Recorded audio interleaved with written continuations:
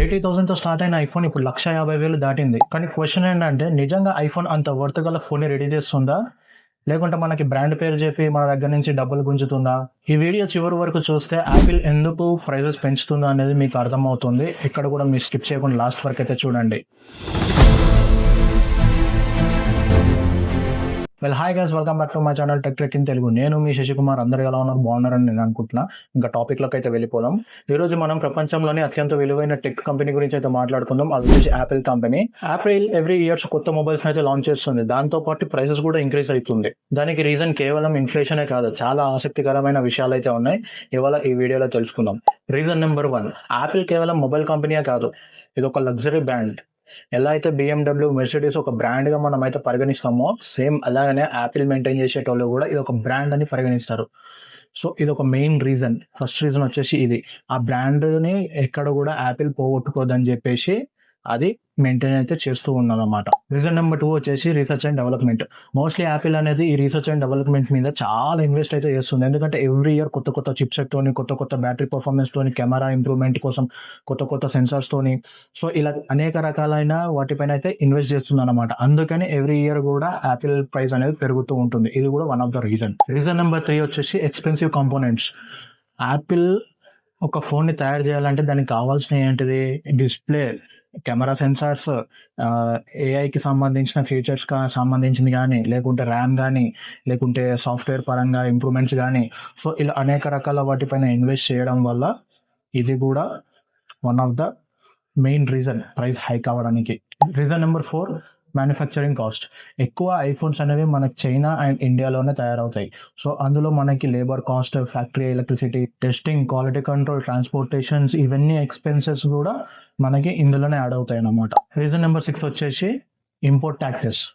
ఇదొక main reason. మన ఇండియాలో import duty, tax, currency exchange, shipping charges, ఎప్పుడైతే డాలర్ కరెన్సీ రేట్ అయితే పెరుగుతుందో అప్పుడే మన ఇండియాలో కూడా ఐఫోన్ రేట్స్ అనేవి పెరుగుతుంటుంది. ఇది కూడా one of the main reason.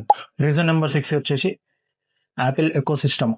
Apple ఒక ఫోన్ మాత్రమే కాదు, మొత్తం ఎకో సిస్టమ్నే అమ్ముతుంది. IPhone, MacBook, AirPods, Apple Watch, iCloud, Apple Music, App Store, ఇవన్నీ కలిసి ఒకదాంతో ఒకటి పనిచేస్తుంటుంది. ఒక్కసారి దీంట్లోకి ఇవన్నీ యూస్ చేయడం స్టార్ట్ చేసిర్రా ఇంకొక మొబైల్ని వాడాలంటే అది అవ్వని పని. So most of the people యాపిల్కి ఎడిక్ట్ అయిపోతారు. సో వన్స్ ఎడిక్ట్ అయిన తర్వాత ఇంకొక మొబైల్ వాడాలంటే వాళ్ళతో అవ్వదు. సో ఇది one of the reason. Reason number 7, demand is still high. ఎప్పుడైతే ఒక ఐఫోన్ మార్కెట్లోకి రిలీజ్ అవుతుందో అది కొనడానికి రెడీగా ల్యాక్స్ ఆఫ్ పీపుల్ రెడీగా ఉంటారు. సో వన్స్ రిలీజ్ అయిందంటే కొన్ని ల్యాక్స్ ఆఫ్ పీపుల్ కొంటారు. సో అలాంటప్పుడు వీళ్ళు ఎందుకు తగ్గించుకుంటారు? సో ఇది కూడా వన్ ఆఫ్ ద రీజనే కదా, ఎందుకంటే వాళ్ళు దాన్ని మెయింటైన్ చేయడంలోనే బిజీగా ఉంటారు. వన్స్ వాళ్ళకి మంచి డిమాండ్ ఉన్నప్పుడు దాన్ని పెంచడానికి చూస్తారు కానీ తగ్గించరు. సో ఇది one of the main reason. Reason number 8 వచ్చేసి ఏఐ ఇన్వెస్ట్మెంట్. యాపిల్ ఇప్పుడు ప్రెసెంట్ వచ్చేసి ఏఐ పైన అయితే చాలా ఇన్వెస్ట్మెంట్ చేస్తుంది. ఎందుకంటే ప్రతి మొబైల్లో ఏఐ అయితే ఇప్పుడు ఇంటిగ్రేటెడ్ అయితే వస్తుందన్నమాట. మోస్ట్లీ మనం ఏఐని బేస్ చేసుకుని చాలా వరకు మనకు కొన్ని క్వశ్చన్స్, డౌట్స్ ఏవైతే ఉంటే దాన్ని బేస్ చేసుకుని మనం రెక్టిఫై చేసుకుంటాం.